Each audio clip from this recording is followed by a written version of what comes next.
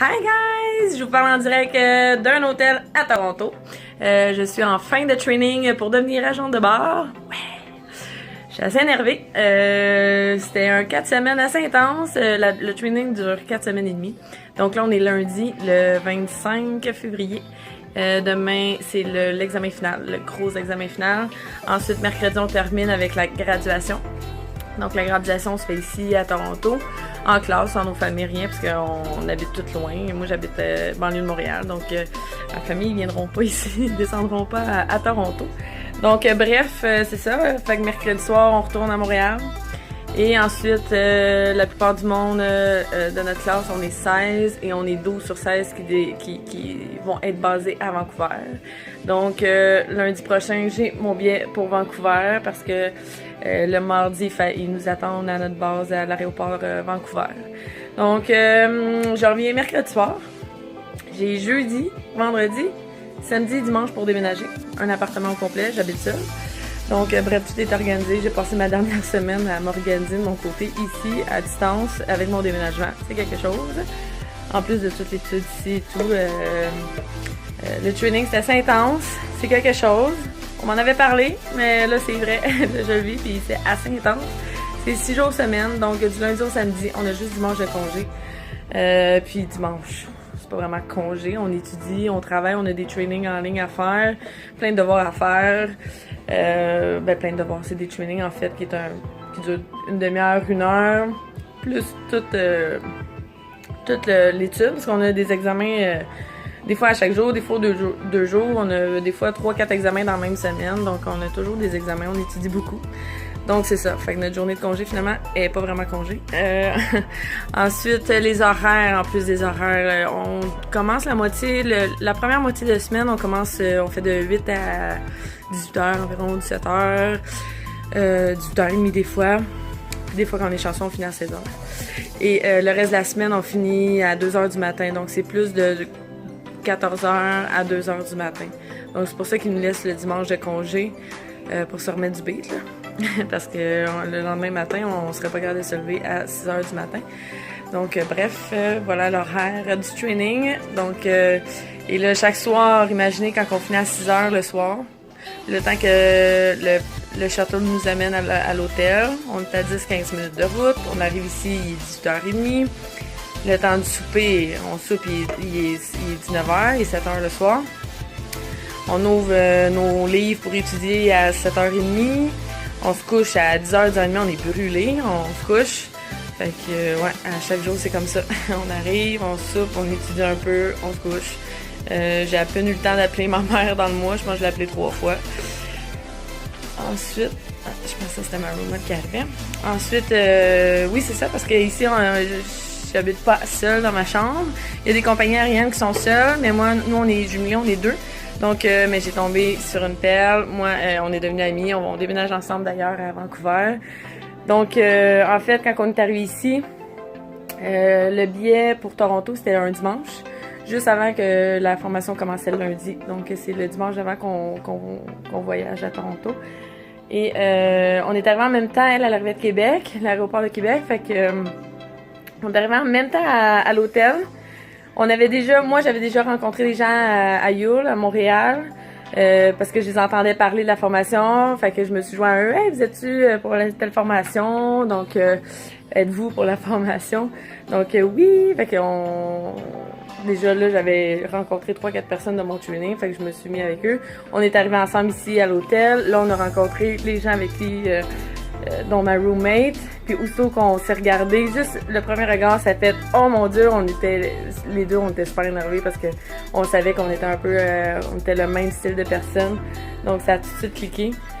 Là, ça fait 4 semaines, bientôt et demi qu'on passe... qu'on est dans la même chambre, en fait, même dans le même lit. Puis ça va super bien. Comme je vous dis, on déménage ensemble à Vancouver, fait qu'on a vraiment été chanceuses. Mais je dirais que toutes les personnes qui sont jumelées ici, ils se ressemblent. Je trouve qu'ils ont vraiment affûté. Ils se sont organisés pour mettre les personnalités qui se ressemblaient ensemble. Fait que ça a fait des super bons matchs. C'est juste que un petit truc que je peux vous donner. Passez pas 24 heures sur 24 avec la personne. parce que ça fait ça ici, beaucoup de gens passaient 24 heures sur 24 ensemble. Parce que, comme je vous disais, ils ont mis les matchs ensemble, ils ont vraiment mis les personnalités qui fitaient ensemble. Fait que tout le monde était ami au début. Ben, ils sont encore amis, c'est juste que là, il y a un peu plus de friction. Après 3 semaines, je dirais, là, ça a commencé à avoir des frictions dans les couples, si je peux dire. Donc, là, il commence à avoir de la friction parce que les gens passaient 24 heures sur 24, 7 jours sur 7 ensemble. Ça n'a pas de bon sens, là. Tandis que moi et ma roommate, ça a donné que dans le jour, les professeurs nous changeaient toujours de place. Fait qu'on n'était jamais à la même place. Ça a donné que dans le jour, on parlait à des gens différents, on se tenait avec des gens différents. Puis le soir, on se retrouvait et on avait plein d'affaires à se dire. Le matin, on se lève, on a plein d'affaires à se dire. Fait qu'on a une super grosse fun ensemble. Mais ça donne juste comme ça que dans le jour, on est chacun de notre côté. Puis des fois, on est ensemble. Mais c'est juste qu'on n'est pas tout le temps ensemble. Et notre chambre, on a été chanceuse. On a été upgradée. Donc, on est arrivé ici. On était supposé avoir une chambre avec 2 lits séparés. Puis on a été upgradé pour une suite. Fait que une suite avec une cuisine. Et avec le housekeeping qui nous fait la vaisselle, ça c'est excellent parce qu'on n'a pas le temps de faire la vaisselle ici. Avec un frigidaire, micro-ondes, un four, on se fait cuire du poisson, on se fait des pokéballs avec du thon, c'est excellent, on pourrait pas se faire ça dans une autre chambre. Après une semaine, ils nous ont dit, l'hôtel, ils nous offraient de changer pour une chambre à 2 lits. Il y a beaucoup de monde qui ont transféré de chambre, qui préféraient avoir leur lit chaque. Mais nous, on a décidé vraiment de garder la même chambre parce que le truc, on a un méga lit king size, mais on a mis des oreillers au centre. C'est ça le truc. Donc, on a chacun notre espace. À part des fois qu'elle tire, qu'elle prend toute la couverte de son bord dans la nuit, je retire un peu de mon bord, c'est correct. Fait que, donc, c'est ça. Donc, on s'entend super bien. Le lit, c'est un truc. Mettez des oreillers au centre, ça vous fait votre lit. Puis là, vous pouvez garder toute la belle cuisine, la grande cuisine. C'est super pratique, une cuisine. À part ça, qu'est-ce que je pourrais bien vous dire sur le training? Le 2 semaines avant, donc je vous parle du training de 4 semaines et demie, nous, qui dure. C'est pas toutes les compagnies aériennes qui durent pareil. Il y a des compagnies c'est 7 semaines, il y a d'autres compagnies que c'est 5. Donc ça dépend vraiment de la compagnie pour laquelle vous travaillez. C'est pas le même nombre de semaines. Donc, c'est ça. Moi, c'est 4 semaines et demie. Et en plus d'être intense ici, les 2 semaines avant, j'ai eu mon appel pour le travail. 2 semaines, 3 semaines avant. Ouais. 2 semaines, 3 semaines avant de commencer ici, le training, je vous dis. On m'a appelé pour me dire que j'avais la job. Après ça, dans les 2 semaines avant, j'étais bombardée de courriels. À chaque jour, on recevait un courriel, ou à chaque 2 jours, remplissez tel formulaire. Si, là, vu qu'on est basé à Vancouver, aller remplir pour la carte d'assurance maladie là-bas. J'avais plein de formulaires à compléter. Aller me loguer sur les comptes employés sur Internet. J'ai plein d'affaires à faire, c'était fou. Et en plus, fallait je magasine parce qu'il y a un code vestimentaire pour le training. C'est vraiment... j'allais dire style cravate, là, mais on n'a pas de cravate, bien sûr, les filles. Les gars, oui, par exemple, mais tailleur, blouse blanche, puis pantalon noir propre. Donc, voici notre garde-robe. Des blouses blanches, des pantalons noirs propres et des tailleurs. Donc, et ça, c'est ma collection. C'est la partie. Donc, ça ressemble à ça. Pendant 4 semaines, j'ai porté que ça. À part quelques fois pour les drills d'évacuation, on est plus style hangar. Fait que là, on peut mettre des jeans, puis des jeans quand même pas troués, quand même propres. Là. Donc, voilà. Et aussi pour le dress code, c'est les cheveux. Donc, toujours les cheveux lichés comme ça, avec la couette basse au centré. Donc, pas de queue de cheval. Non. Donc, base centrée. Il faut qu'elle respecte une longueur. Donc, moi, elle respecte, je peux les laisser lousses. Sinon, c'est une toque propre au centre. Donc, voilà ce qui fait le tour du dress code. Donc, c'est très important. Ils veulent voir comment on peut être propre, bien arrangé, le linge repassé, les cheveux bien arrangés, bien lichés. Donc, voilà. Ensuite, j'ai pas mal fait le tour, je vous dirais. Donc, je m'en vais changer de vie. Je m'en vais à Vancouver pour une couple d'années. En fin de semaine, vendredi, samedi, c'était nos vols d'observation. C'était débile. J'ai trippé au bout. Donc on avait chacun nos vols. Donc c'était pas toute la classe dans le même vol, puis on regardait les flight attendants travailler. Non. On avait chacun nos vols. Donc on a essayé, ils nous ont mis sur deux avions différents, deux sortes d'avions différentes. On a fait le Dash 100 vendredi et là, lui il est 37 passagers. Donc c'est le plus petit des avions. Et on a fait l'autre un peu plus grand, le Dash 400 qui est 78 passagers. Le vol était plein, c'était tellement fun. Il y avait deux flight attendants à bord qui travaillaient, le travail d'équipe. Moi j'adore ça, là, quand il y a de l'action. C'est ça, le vol était plein. Il y avait tous les bagages à organiser. Les deux FI, là, les flight attendants, ils étaient bien occupés, c'était super. Donc j'ai même fait des annonces. Ils m'ont laissé faire des annonces au micro quand on a eu des turbulences. Donc j'étais bien énervée. C'était la meilleure après-midi de ma vie. J'ai trippé au bout.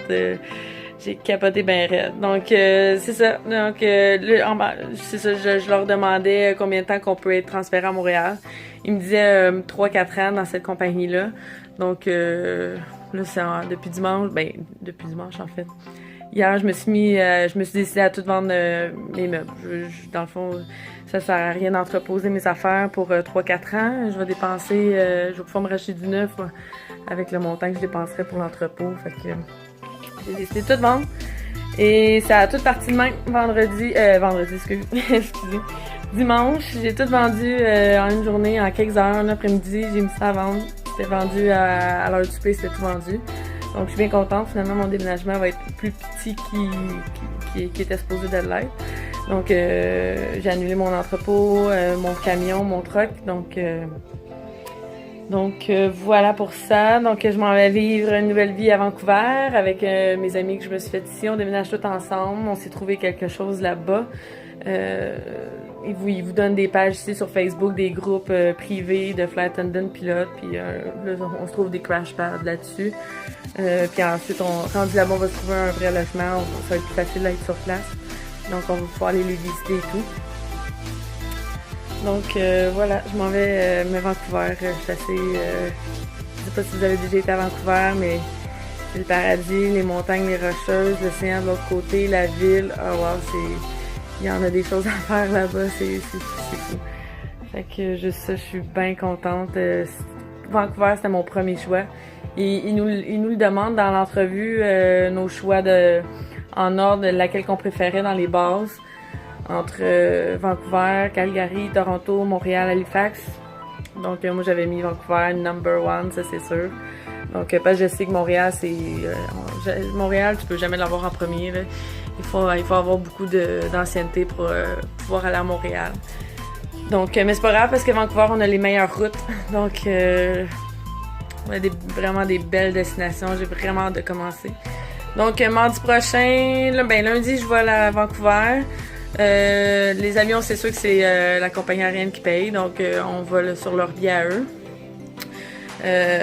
Puis mardi, on commence. Donc mardi, on s'en va faire des petits trainings là-bas. On va faire des vols d'observation aussi où non, ça va plus être de la familiarisation en vol. Donc je pense qu'on a 2 semaines, 3 semaines dans le mois. Je pense qu'on a 2 semaines de vol de familiarisation. Et ensuite, à la fin du mois, on va commencer à travailler pour vrai. J'ai assez hâte. Donc voilà. C'était ma vie dans mon training à Toronto pour devenir flight attendant. Si vous avez des questions, venez me voir. Bye!